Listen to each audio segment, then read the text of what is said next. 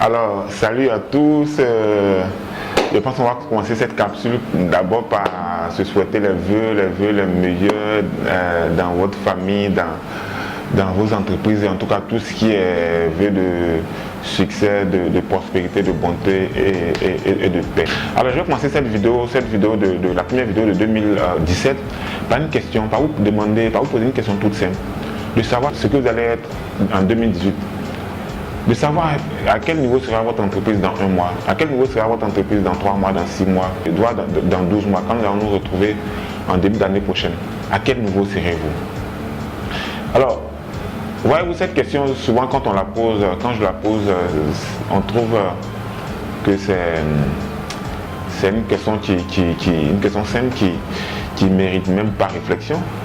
Mais vous voyez que quand vous prenez juste une minute pour y réfléchir, la réponse est ambiguë. Et là, vous vous sentez crispé parce que vous n'avez pas une réponse. Vous n'avez pas une réponse à ce que vous allez devenir, à ce que vous allez pouvoir faire tout au long de cette année. Alors nous allons passer tous au mois de janvier à se souhaiter les vœux, à se souhaiter tout ce qui est bon par nos amis, par nos pasteurs, par nos parents, en tout cas tous ceux que nous connaissons nous ont souhaité ces vœux-là.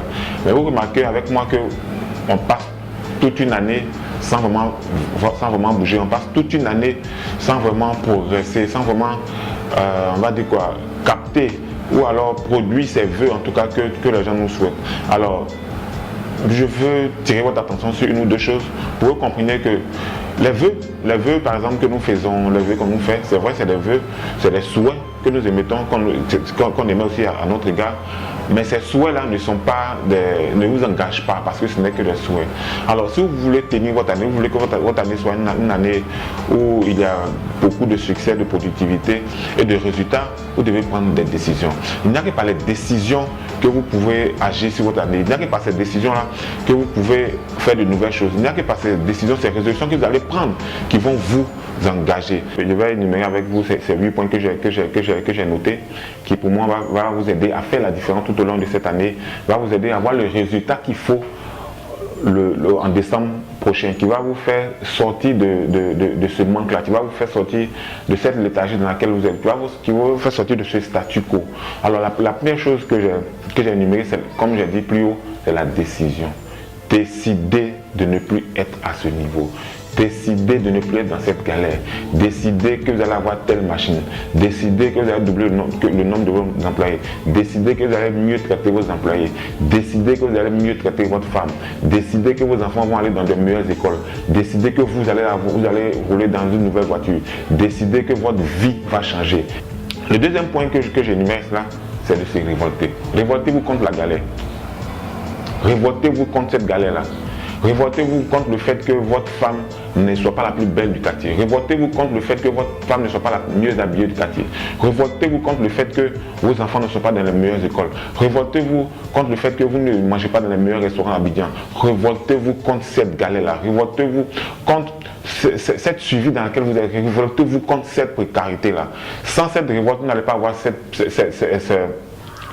détermination à pouvoir tenir la décision que vous allez prendre. Donc soyez révoltés, soyez révoltés. Alors le troisième point, c'est les mauvaises habitudes.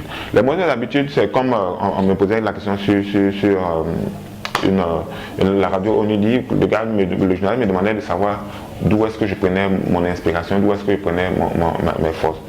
Je lui ai dit que l'inspiration ne tarit pas parce que c'est inné. Pour moi c'est inné et tout ce qui est né vient de Dieu. Tout ce qui vient de Dieu, tout ce qui vient de l'univers doit croître. Tout ce qui vient de Dieu progresse. Dieu ne peut pas vous mettre à un niveau et ne pas progresser, c'est pas possible. Dieu ne peut pas faire un enfant d'un an qui va rester au stade de 4 pattes pendant 15-20 ans. Non.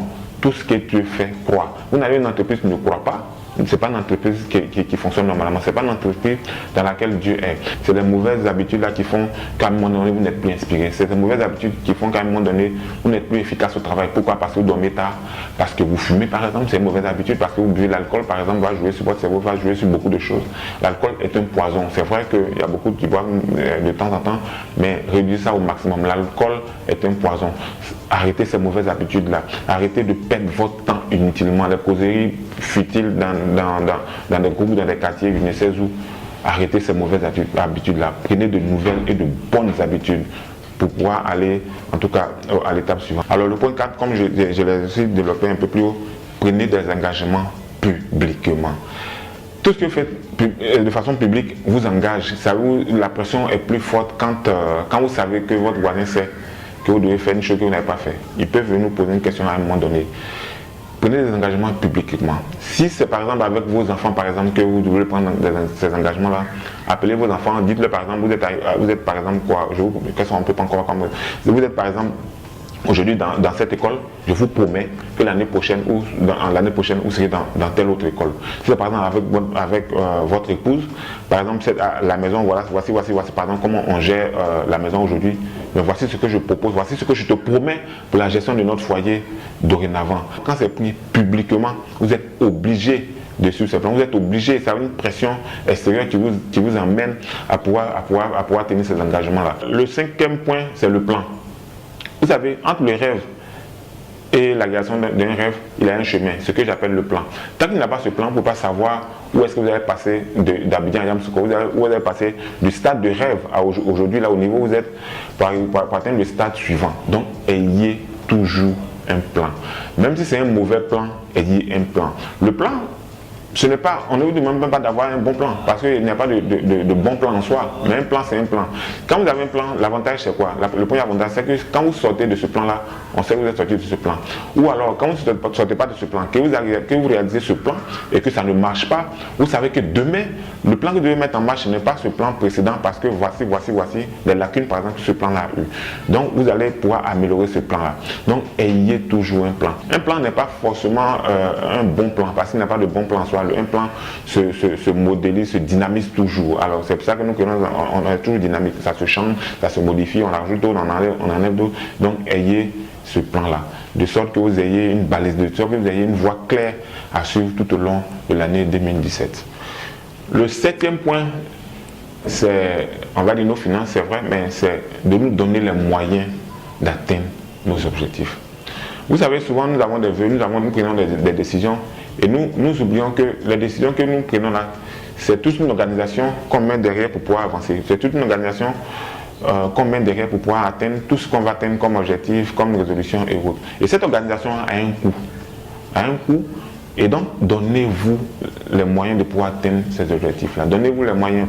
Ne mettez pas votre argent, comme je le dis toujours. C'est vrai que c'est légitime de rouler dans une voiture, mais quand votre entreprise n'est pas solide, n'est pas encore, on va dire quoi, n'est pas encore au stade de développement, ne prenez pas l'argent de l'entreprise pour aller vous acheter des voitures, pour aller acheter des smartphones, en tout cas pour aller faire des choses qui ne rentrent pas dans le cadre de l'entreprise. Tu ne donnes pas la force à l'entreprise pour avancer. Donc donnez-vous les moyens. Investissez dans vos machines, parce que aujourd'hui, vous savez que nos concurrents, ce ne sont pas nos voisins, nos concurrents, c'est les Européens, des Chinois et autres. Donc investissez dans vos machines pour que vos produits soient de qualité, pour qu'on puisse en tout cas vous comparer aux plus grandes marques du monde, parce que c'est à ces marques-là qu'on vous compare. Le dernier point, c'est de faire maintenant vos bilans. Quand vous avez plus ou moins fait tout ce qu'il y a énuméré, il faut à un moment donné trouver un temps, si c'est un temps que vous avez déterminé, si c'est mensuellement, si c'est hebdomadairement, si c'est par trimestre, c'est par semestre,